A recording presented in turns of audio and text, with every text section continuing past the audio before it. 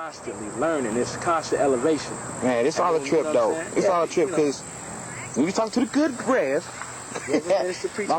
my man, the good Rev, you know, hey, I love the brother because, you know, he meant well. He was trying to save my soul. Well, you know what I'm saying? He was trying to save my brother's soul, but, you know, hey, I ain't lost, dog. You know what I'm saying? Yeah. He trying to say that I'm lost, so I ain't trying to hear that business, but still, he was trying to say the thing that differentiates Christianity between Islam or other religions is, see, we don't have to do good works. We're saved by grace. You see what I'm saying? Let's talk about dispensation of grace. Well, do that, dog. Okay, we're going to talk about the dispensation of grace. All right. Let me tell you what that means. All right. It means I wake up this morning, I don't pray, I don't wash. I don't keep myself clean physically, mentally, and morally. It means I can harm anybody at any moment. I can rape, plunder, kill, shoot, castrate, and beat my relatives. Well, who knows? Beat my relatives. Yeah. I can destroy and be destructive, and I'll leave it at that. And the dispensation of grace will save me. Now, what is dispensation of grace? It means that actually you don't have to be held accountable. There it for is. What you do. There it is. And it means Allah's going to let you do anything. But see, this is what I've learned by being with the old sheikhs and the wise men of the deen of Islam, is that we still have to ask forgiveness for what we do. We have to be careful what we do because we don't know if we'll be punished for it in the next life.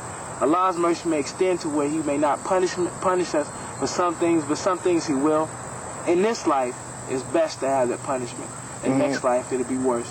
So the dispensation of grace that these Christians are talking about is the same tool that white supremacy has used to develop and enhance itself, because I can use capitalism. I can use slavery.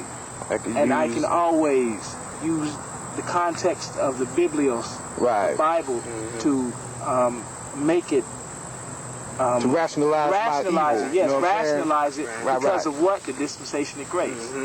See, in other words, you playing with God, and you playing God as a punk. And I got news for all you people. Word up. Ain't no punk. Word up. He ain't to be played with. And the thing with the Reverend, what he was talking about as far as Christianity was the only peaceful religion on the planet, basically what he was saying, he's definitely wrong. Right. Because for one thing, Christianity has killed and murdered far more than it's saved. Okay. For another reason, only in Christianity will you find God cursing any of his other children. Okay. Almost majority, if not all, other religions of the world embrace all of humanity. Right. There's no one particular group that's cursed. And do you understand that all the people cursed by God in the Bible are all Africans? Why is that? Right. Now some might say, well, you know, we were practicing we were pagans or heathens or whatever. You did voodoo. Who told you that? Who are you getting that story from? Getting that nonsense, homie. You know what I mean? You have to understand that. And then another thing, as far as with Christianity, is Christianity is to me, like I've said before, kind of like the Antichrist. Right. Because it professes one thing and does another. You understand? And if Jesus was meant to spread the gospel all over the planet, or his disciples were supposed to spread it all over the planet, and Christianity is supposed to become a dominant religion, how come Islam that came about 600 years later, how come they far outnumber the Christian? So evidently, either they lying, or Jesus' disciples, they didn't do their job correctly, or there's a problem with the doctrine. You know.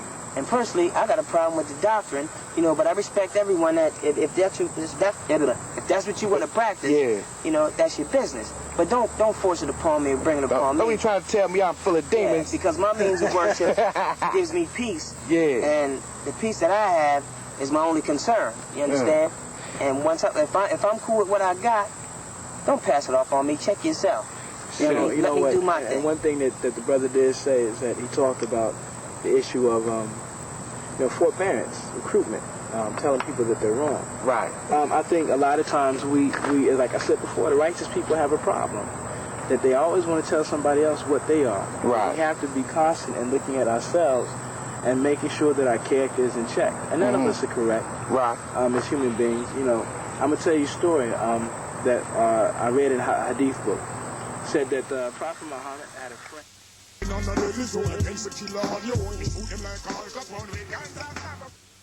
had a friend or an associate who would go up into the mountains and make worship to Allah.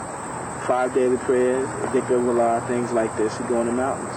His relative would take care of his son, his daughter, and his wife. So one day the relative went to the Prophet Muhammad and said, you know, Prophet, he said, the Prophet asked him where this associate was. He said, well, he's in the mountains worshiping Allah. Okay. He said, well, who takes care of his family? Who takes care of his family while he worshiping?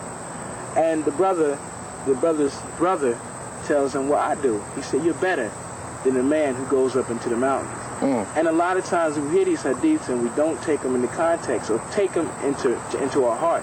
What the Prophet Muhammad, peace and blessing be upon him, was saying is that be real. You know, you don't have, when you go up to the mountain, you come down, you don't got to be telling people that they ain't doing this and doing that.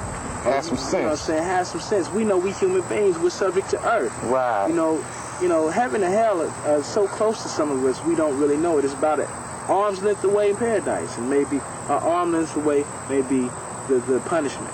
So we have to know that we have to live by constantly maintaining a relationship with Allah, and that's just by being human and being nice and humble and loving and caring. Now, we're going to have days where we want to buckle up and knock somebody out because they didn't did wrong to us. Right.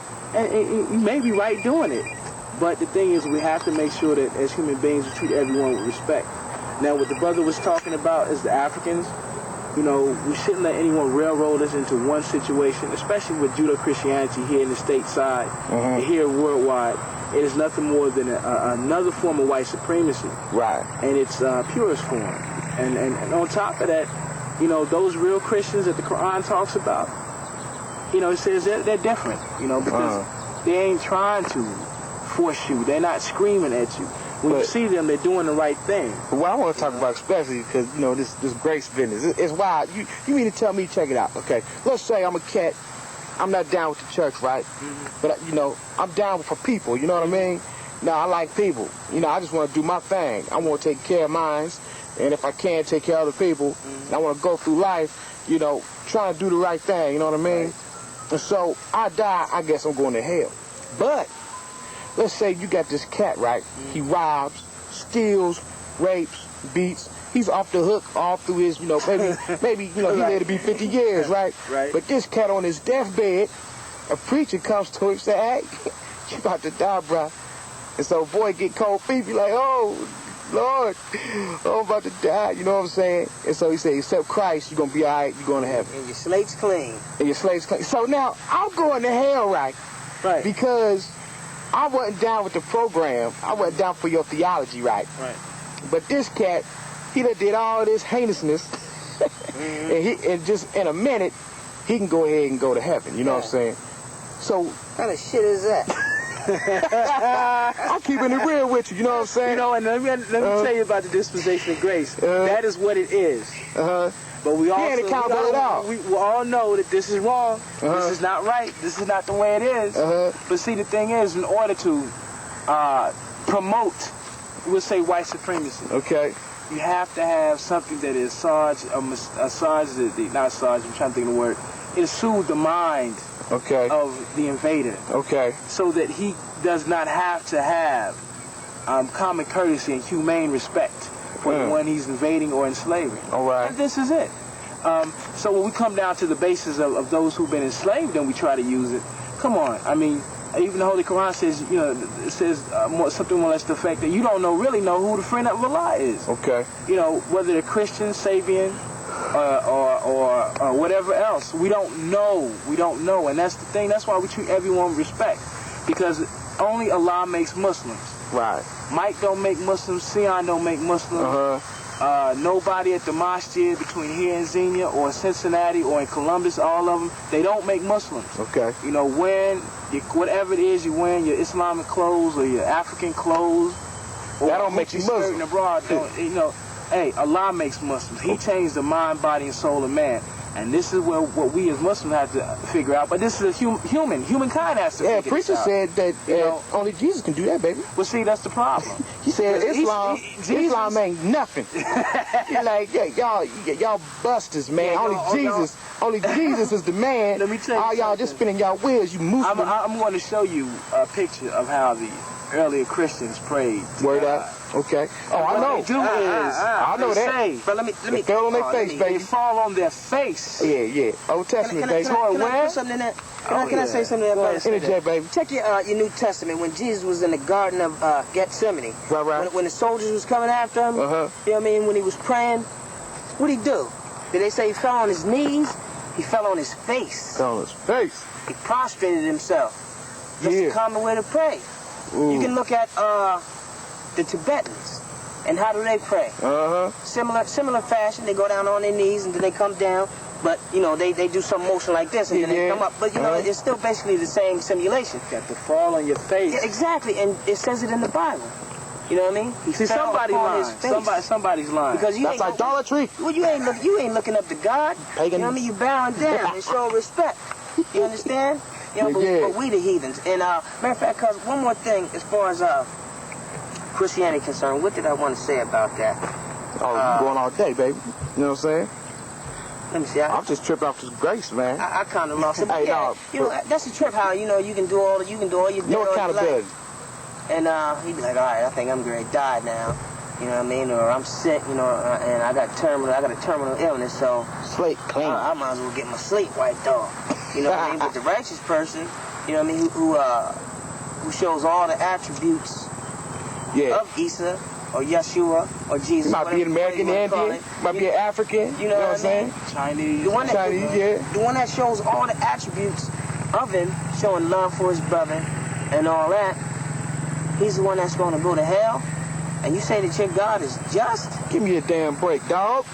That's right. That's not just. That's not just That's not just, man. Favoritism. Yeah. Yeah, because this is what I told the preacher. I'm like, look, dog, you know, hey, I don't want nothing for free. You telling me that you saved by grace. You ain't got to do nothing to be saved. Yeah. But, you know, hey, I'm trying to tell you, as far as me and the Most High is concerned, I don't want the Most High to give me nothing I didn't earn. You know what I'm saying? Most High tell me be a man. You're like, look, you take care of your wife, take care of your kids, take care of everything, you know what I'm saying? Because you're going to do work for this. That's right. You know, I don't want nothing for free. I mean, that's just me. Now I said, look, now you got a religion that says that, hey, you can just sit back and accept freebies. You know what I'm saying? Well, hey, that's cool, man, but that's not my theology, baby. You know what I'm saying? And of course, he hopped on the Islam saying the Muslims, they're not going to go because they're trying to make it through works and not going through grace. See, this is where all the nonsense, the biblical nonsense come in. You know what I mean? Let me tell you something about that. Still is dispensation of grace. We're going to talk on the Islamic side. There is none. There is none. Okay. That is a hoax. Okay. To distort the humaneness of man's life. Exactly. The poor, bitter time we have on this ball of earth.